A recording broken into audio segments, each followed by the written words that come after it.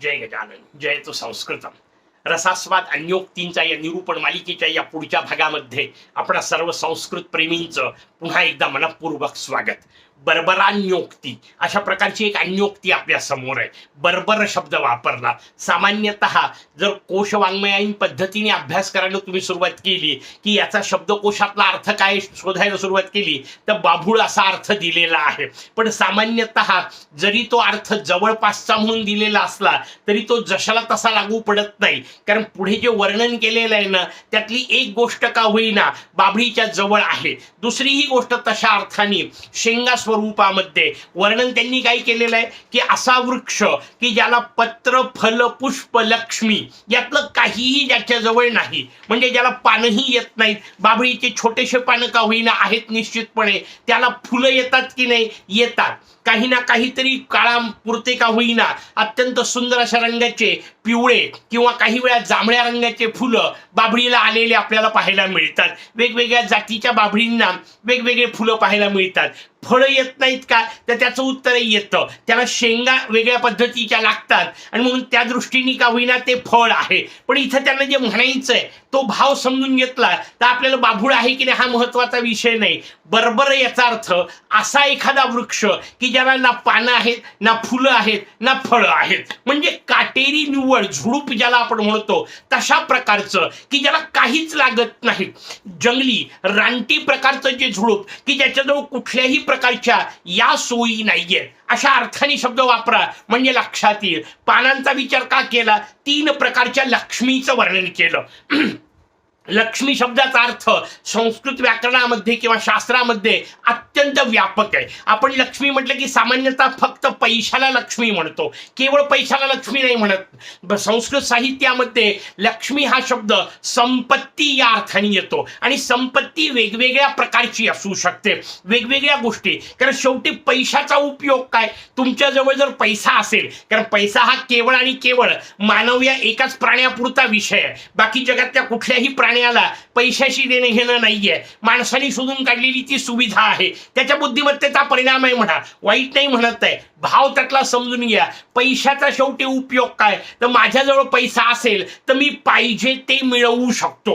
त्या पैशाच्या आधारे मला जी गोष्ट हवी ती प्राप्त करता येते. मग पुढचा विषय आहे की केवळ मला पाहिजे ते प्राप्त करणे हेच जर प्रयोजन असेल, हेच जर उद्दिष्ट असेल तर ते अन्य मार्गांनी सुद्धा सिद्ध होऊ शकतं. मग त्या सगळ्या गोष्टींना संपत्ती असं म्हणता येतं. उदाहरण देतो म्हणजे लक्षात येईल. एखादे जो प्रचंड बाहुबल आहे, शक्ती आहे त्याच्यामध्ये प्रचंड, त्या ताकदीच्या भरोशावर तो इतरांना दाबून का होईना त्यांच्याकडून पाहिजे त्या गोष्टी घेऊ शकतो. एखाद्याच्या हातामध्ये हत्यार आहे, योग्य की अयोग्य त्याच्याबद्दल नाही मी बोलत आहे, पण त्या हत्याराचा धाक दाखवून तो पाहिजे ती गोष्ट मिळवू शकतो. एखाद्याच्या जवळ सत्ता आहे, संपत्ती आहे, तशा पद्धतीची रचना म्हणजे सत्ता ही संपत्ती आहे, त्याच्या माध्यमातून त्याला पाहिजे ते प्राप्त होऊ शकतं. म्हणून सत्ता ही सुद्धा संपत्ती आहे. माता भगिनींच्या हिशोबामध्ये म्हणजे मातृत्वाच्या भावनेतून नाही म्हणत आहे, स्त्री या अर्थाने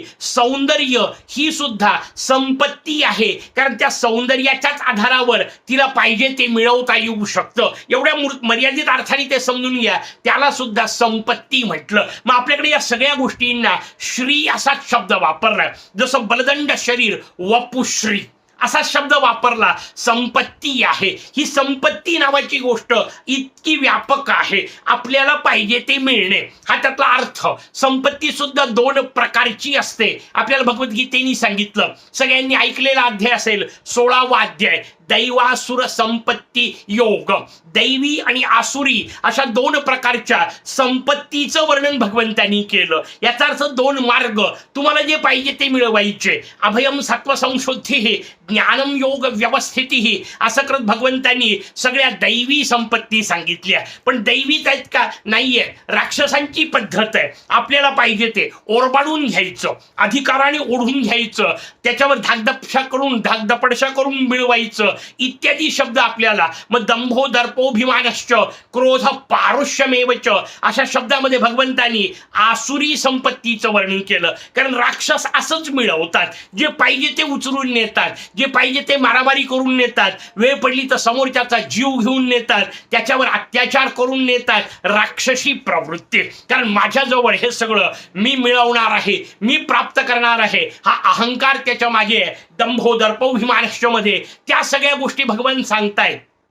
सांगायची गोष्ट, जे पाहिजे ते मिळू शकतं त्याला लक्ष्मी म्हटलं. लक्ष्मी शब्दाचा इथला जो अर्थ आहे तो त्या अर्थाने पाहिजे ते मिळतं. याचा अर्थ काय? सगळ्या गोष्टी आपल्याकडे येतात, आकर्षित होतात. ज्याच्याजवळ संपत्ती आहे त्याच्याकडे बाकीच्या गोष्टी आपोआप येतात. सर्वे गुणः कांचनमाश्रयन्ते अशी जी रचना आपल्याला नीतिशतकारांनी सांगितली. तुमच्याजवळ पैसा असला ना, बाकीच्या गोष्टी आपोआप तुमच्याकडे येतील. आता वृक्षाचा विषय आहे, काटेरी वृक्षाचा विषय आहे. पण इतर वृक्षांच्या बाबतीत ज्या 3 गोष्टी सांगितल्या, पानं, फुलं, फळं, त्यांनी जरा क्रम बदलवला वृत्तात बसायच्या दृष्टीने. पानं, फळं, फुलं असं म्हटलं. पण सामान्य रचना ही पहिल्यांदा पानं येणार, मग फुलं येणार, त्यानंतर फळ येणार. या तिन्ही गोष्टींनी काय होतं तर त्याचं उत्तर आहे, ही झाडाची संपत्ती आहे. कारण या 3 गोष्टींच्या माध्यमातून सगळे जीव त्या वृक्षाकडे आकृष्ट होतात. जेव्हा पानं लागलेली आहेत तेव्हा पानांचा परिणाम सावली आहे. आणि म्हणून वृक्षाच्या खाली सावली करता काही जण येतील, तेवढा निदान उपयोग त्याचा आहे. भले बाकी सध्या फुलं नाहीत, भले सध्या फळं नाहीत, पण इतर वेळा सुद्धा वृक्ष सावली देऊ शकतो. म्हणून सावलीचा हिशोब करण्याकरता पत्राचा विषय वापरला. थंडावा, हिरवा रंग हा पानांचा स्वाभाविक रंग आहे. आणि शास्त्रांनी सांगितलं, हिरवा हा डोळ्यांना सर्वाधिक आनंद देणारा रंग आहे. म्हणून हिरवळ जिथं असते तिथं प्रसन्नता वाटते. त्याचं कारणच ते लक्षात घ्या की हिरव्या रंगाचा विचार, वृक्षाच्या ठिकाणी असणाऱ्या पानांचा विचार केला.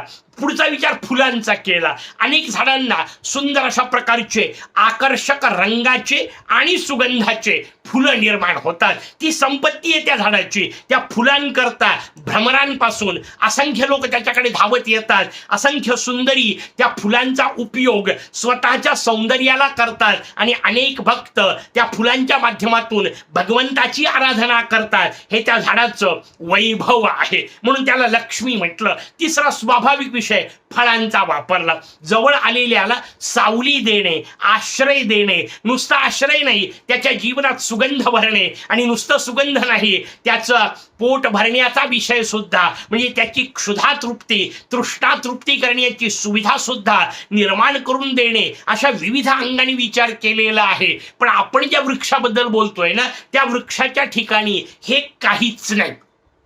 ते जे रानटी झुडूप आपण म्हटलं, बाभळीचा इतर वेळा विचार करा. फुलांचा विषय सोडून द्या, तो काळ तेवढा सोडून उरलेल्या वेळात विचार करा. म्हणजे आपल्याला जे सांगायचंय ते कळतं. त्या बाभळीच्या झाडाला पानही नाही, त्याच्यामुळे त्याच्या खाली फारशी सावली मिळण्याची शक्यता नाही. म्हणून बाभळी खाली कोणी सावली करता जाऊन बसला ही शक्यता नाही. आता बाकी काहीच नसेल आजूबाजूला तर जे आहे तेवढ्यात निभावणे हा विषय नाही म्हणत आहे. इतर वृक्षांच्या तुलनेमध्ये बाभळीचा तो उपयोग नाही एवढा भाव लक्षात घ्या. त्याला फुलंही नाहीत असं नाही, मगाशी म्हटलं तसं येतात, पण फारसा सुगंध नाही आहे त्या फुलांना. म्हणजे आकर्षकते करता, सुगंधा करता कोणी त्या फुलाकडे येईल ही फारशी शक्यता नाहीये. म्हणजे त्यातला मध घेण्याकरता भ्रमर आले, मधमाशा आल्या ही पण शक्यता नाहीये. हा सगळा भाव त्याच्यातला लक्षात घ्या. पानांच्या माध्यमातून तो पशुपक्ष्यांची इतर वेळा भूक भागवू शकत नाही. आणि त्या ज्या शेंगा आहेत त्या काही पशुपक्षी खात नाहीत. म्हणून जरी शेंगा येत असल्या तरी त्या फळाचा भूक भागवणे हा जो विषय आहे, क्षुधा तृप्ती हा जो विषय आहे, तो पूर्ण होत नसल्यामुळे त्या दृष्टीने उपयोग नाही. म्हणून बाभळी त्यांचं म्हटलं ते फार चूक नाहीये, त्यातला भाव आपल्याला समजून घेता येतो. म्हणून त्यांनी शब्द वापरलं की या 3ही प्रकारची लक्ष्मी कदापि अदृष्टम, कधीही पाहिली नाही. तुझ्या ठिकाणी या गोष्टी तो कदापि अदृष्टम शब्द दोन्हीकडे वापरता येतो.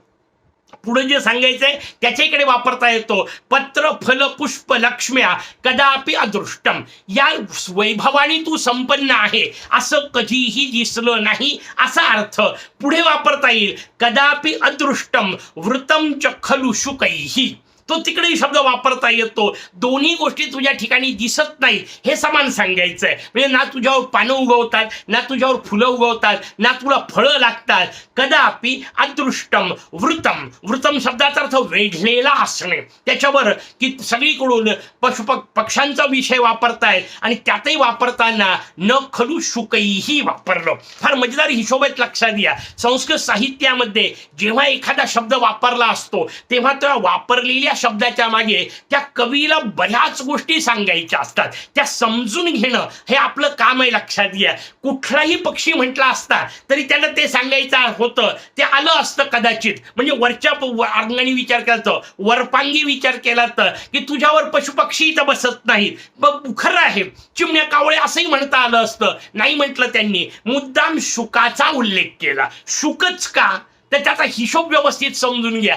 पहिली महत्वाची गोष्ट की शुक म्हणजे पोपट हा एकमेव असा पक्षी आहे ज्याला भलेही मोजकं काही थोडंसं ऐकलेल्याचं अनुकरण आहे, ते निव्वळ प्रयत्न आहे तसे ध्वनी काढण्याचा, पण त्याला बोलता येतं.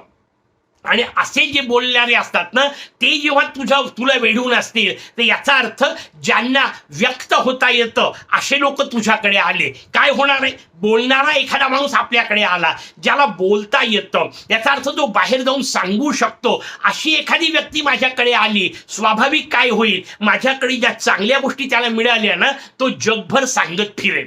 किंवा उलट्या बाजूला समजा माझ्या घरी अशा व्यक्ती आल्या की ज्या सर्वत्र सांगू शकतात आणि माझ्या घरात त्यांना चुकीच्या काही गोष्टी मिळाल्या, त्यांना नको तो प्रकार मिळाला, त्यांचा अपमान इत्यादी झाला, ते गावभर सांगत फिरतील ना. तो हिशोब आहे त्याच्यामध्ये. म्हणून शुक तुझ्यावर नाहीत याचा अर्थ तुझं गुणगान करणारी कोणीच नाहीत. तुझ्याबद्दल चांगलं बाहेर सांगतील असं कोणीच नाही. आणि चांगलं केव्हा सांगतील त्याचं उत्तर आहे जेव्हा आधीच्या 3 गोष्टी असतील. शुकाला समजा कौतुक करायची इच्छा झाली, पोपटाला समजा एखाद्या झाडाचं वैभव सांगण्याची इच्छा झाली, तो कोणत्या वृक्षाचं सांगेल? स्वाभाविक आहे, ज्याला फळं लदबदलेले आहेत त्याच झाडांबद्दल बोलेल, कारण तिथे त्याला काहीतरी मिळालेलं आहे. इथं तुझ्या ठिकाणी काहीच मिळत नाही, हा जो भाव त्यांना सांगायचा आहे. आणि त्याच्याकरता म्हणतात की तुझ्या आजूबाजूला कधी पोपटही दिसले नाही. याचा अर्थ लाभार्थी कधी दिसले नाहीत, ज्यांना काही प्राप्त होतं असेही नाहीत. कारण मुळात तुझ्या जवळच काही नाही. तू देणार काय कोणाला? तुझ्या जवळ ना पानं आहेत, ना फुलं आहेत, ना फळं आहेत. आहेत काय? ते पुढचं महत्वाचं आहे. नुसतेच काटे आहेत. ते जे नाही त्याचं वर्णन जसं आहे तर ते जसं केलं तसं जे आहे त्याचं वर्णन नाही केलेलं. काटे आहेत त्या झाडाजवळ, पण वर्णन का नाही केलं? त्याचं काय वर्णन करायचं? एखाद्याच्या जवळ गेल्यानंतर जर काटेच मिळत असतील तर महत्वाचा विषय, मुळात जाईल कोण कशाला त्याच्या जवळ? म्हणून तिथं जाण्याच्याच कोणी भानगडीत पडणार नाही. कारण ज्या व्यक्तीजवळ गेल्यानंतर केवळ काट्याप्रमाणे टोकदार असणारे विकृत वाक्यच मिळतात, शिव्याच मिळतात, टोमणेच मिळतात, या माणसाच्या जवळ कोण जाणार असा त्यातला अर्थ आहे. तो पुढचा हिशोब आपल्याला समजून घ्यायचा आहे. कारण मी वारंवार सांगितलंय आपल्याला सगळे या मालिकेमध्ये की झाडाला उद्देशून नाहीच आहे, माणसाला उद्देशून आहे. ज्याच्याजवळ पानं नाहीत, ज्याच्याजवळ फुलं नाहीत, ज्याच्याजवळ फळं नाही, याचा अर्थ माझ्याजवळ देण्यासारखं काहीही नाही असं जो म्हणतो आहे, किंवा ज्याच्याजवळ नुसतेच काटे आहेत, जो निव्वळ टोमणेच मारतोय, जो निव्वळ वाईटच बोलतोय, टोचूनच बोलतोय, कोण अशा माणसाच्या जवळ जाणार? हा त्यातला भाव समजून घ्या. म्हणजे आपल्याला जे म्हणायचं आहे बरोबर शब्दाच्या माध्यमातून ते आपल्याला नेमकेपणे लक्षात येईल. अशा त्या वृक्षाचं वर्णन केलं की ज्याच्याजवळ शुक नाहीत, चांगलं बोलणारेच कोणी नाही, कारण मुळात तो कोणाला काही चांगलं देत नाही. हा जो हिशोब आहे तो सांगितला. म्हणजे कोणी लाभार्थी नाहीये, कोणाला काही प्राप्त होणार नाहीये, ते सगळं वर्णन केलं. आणि मग पुढे म्हणतात उपसर्पेम भवंतम. अशा तुझ्या उपसर्पेम जवळ, भवंतम हे बरोबराला उद्देशून म्हणतात त्या वृक्षाला. वदकस्य लोभेन. तुझ्या जवळ कोणाला यावं वाटलं तर तो कोणत्या लोभाने येणार आहे? मिळणार काहीच नाहीये त्याला. कशाला कोण तुझ्याकडे येईल? म्हणून तुझ्याकडे कोणी येत नाही हा हिशोब त्यांना सांगायचा आहे. तुझ्याजवळ कोणत्या लोभाने येईल असं वाक्य वापरत असताना एक वेगळा हिशोब त्यातून नाहीये तिथे ताबडतोब दिलेल्या शब्दातून आपल्याला समजून घेता येऊ शकतो. अशांच्या जवळ जे जातात ते नेमके जातात कोणत्या लोभाने असाही प्रश्न तो फिरवता येऊ शकतो. की ज्यांच्याकडून काहीच मिळत नाही त्यांच्या इकडे जे जातात ते कोणत्या लोभाने जात असतील? किती विचित्र असतील ते, अनेकदा अनुभव आलेला आहे, मिळत नाही मग का जातात असाही अर्थ त्यातून घेऊ शकता. पण सामान्य अर्थ त्यातला हे आहे की हे वृक्षा तुझ्याजवळ कोणी कशासाठी येईल, कारण तुझा कोणालाच काहीच उपयोग नाही. तुमच्या माझ्याकडे जर बाकीचे लोक येत नसतील, आपला संपर्क ठेवत नसतील, आपल्याला चांगलं म्हणत नसतील, तर वाक्याचा अर्थ समजून घ्या, देण्यासारखं आपल्याजवळ काही नाहीये, अशी आपली दुर्दैवी अवस्था आहे. आणि तशी अवस्था नसावी हे सांगण्यासाठीच सुभाषित आपल्या समोर बर्बरा न्योक्ती. पुढची अन्योक्ती पुढच्या भागात. तोपर्यंत जयतो संस्कृतम.